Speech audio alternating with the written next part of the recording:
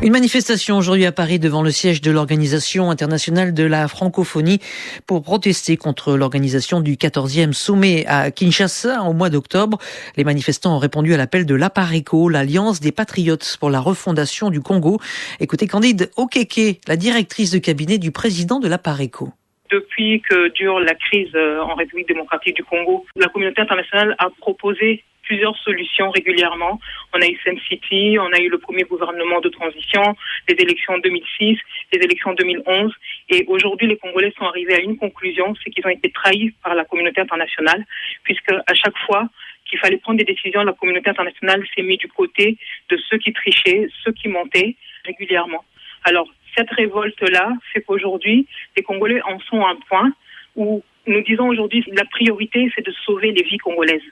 C'est pas d'aller faire un sommet de la francophonie en RDC alors que les mêmes chefs d'État n'ont pas voulu assister à l'investiture de M. Kabila. La priorité aujourd'hui, avant de parler de la francophonie, c'est d'abord de créer les conditions pour que nous puissions retrouver notre souveraineté, que nos terres qui sont occupées à l'Est ne le soient plus. Donc nous devons récupérer notre souveraineté, il faut une vraie démocratie et après, nous allons pouvoir fêter ce qu'on veut.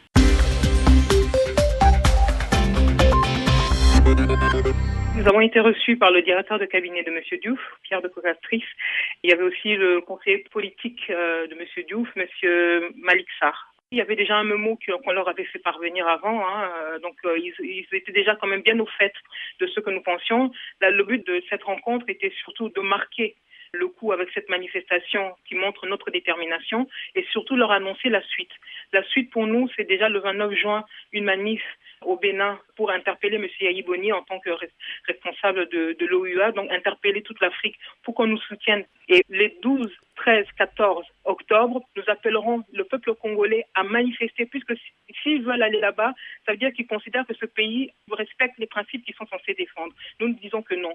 Pendant ces journées-là, nous allons sortir et vous allez voir si M. Kabila est si démocrate que ça. Est-ce que vous avez le sentiment d'avoir été entendu ?